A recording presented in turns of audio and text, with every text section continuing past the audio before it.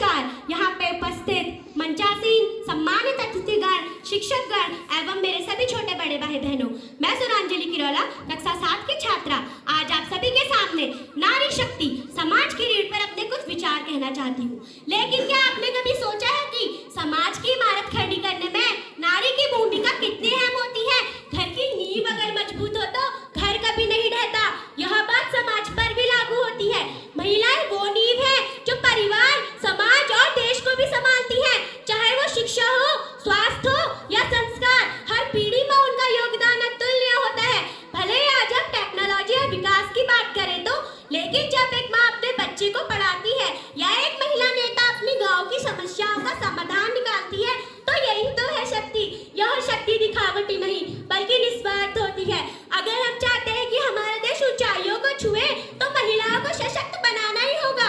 बेटियों को स्कूल भेजे, उनके सपनों को पंख दे और घर से लेकर ऑफिस तक उनकी आवाज सुनी जाए, क्योंकि जब नारी मजबूत होगी समाज स्वयं मजबूत होगा। लेकिन वैसे तो इस भरे समाज में नारी की लंबी जुबान की तो हर कोई शिकायत करता है, फिर क्यों नहीं कोई एक गूंगी लड़की से शादी करने के लिए राजी होता है? फेसबुक को तो आप सभी लोग जानते होंगे। उसी फेसबुक के सीईओ मार्क जुकरबर्ग ने अपनी बेटी के जन्म हेतु अपनी जायदाद का 99%, जी हाँ 99% दान कर दिया। और दूसरी तरफ हमारे देश के पिता अपनी बेटी की शादी के दहेज इकट्ठा करने की चिंता में एक घड़ी पहनना तक भूल जाते हैं और हम कहते हैं हमारा देश बहुत तरक्की कर रहा है। वाह जी वाह, बड़ा अजीब रिवाज है हमारे देश का। नियत आदमियों की खराब होती है परंतु घूंघट इस नारी शक्ति को उठाया जाता है। परंतु आजकल की नारियां पुरुषों से कंधा मिलाकर हर प्रत्येक क्षेत्र में आगे बढ़ रही है। इसमें महत्वपूर्ण योगदान समाज और सरकार का भी है। सरकार द्वारा बेटी बचाओ बेटी पढ़ाओ योजना, स्वीकृति समृद्धि योजना, उजाला योजना जैसी कई योजनाएं शुरू करवाई गई।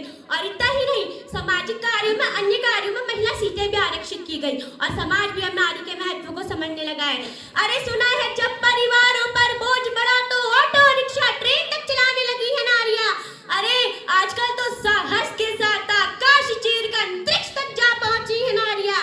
अरे आजकल तो वायुयान तक उड़ाने लगी है नारियां।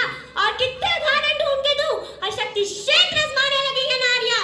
अरे आजकल तो 20 शहजादों के साथ कंधे से कंधा मिलाकर शमशान घाट तक जाने लगी है नारियां। परंतु पुरुषों की इस दुनिया ने आखिर कैसी नियति मुझे दिखलाई? कभी हार गए जुए में तो कभी अग्नि परीक्षा दिलवाई। मैं नारी हूँ, मैं सीता हूँ और मैं ही द्रौपदी हूँ। कलयुग हो या सत्युग हो, इल्जाम मुझे पर आता है। फिर न जाने क्यों उन घनी अंधेरी सड़कों में चलने से मन घबराता है। अरे जाने ये कैसा साया है, अरे जाने ये कैसी आहट है। फिर उन अंधेरी रातों ने दो बाहों ने मुझे जकड़ लिया।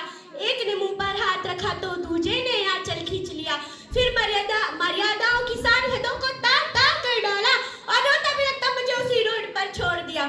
सबने तस्वीरें खींची, जी हाँ सबने तस्वीरें खींची, पर मदद को कोई आगे ना आया। कोई बचाओ ये कह कर ये चीख में मुझसे रूठ गई। और जब मैं होश में आई तो समाज की बातें सुनकर टूट गई। क्यों गई तुम अंधेरी रातों में? क्यों कोई नहीं था तुम्हारे साथ में? क्या मेकअप था, क्या गहने थे, क्या छोटे कपड़े पहने थे? परिवार की बदनामी होगी सबने मुझे ही समझाया। ये नई उम्र के लड़के हैं, थोड़ा तो बहक ही जाते हैं।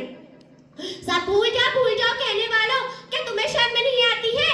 सब भूल जाओ कहने वालों, ये गलती आपकी भी हो सकती है। अगले दिन हर रोड पे पड़ी बेटी और बहन आपकी भी हो सकती है।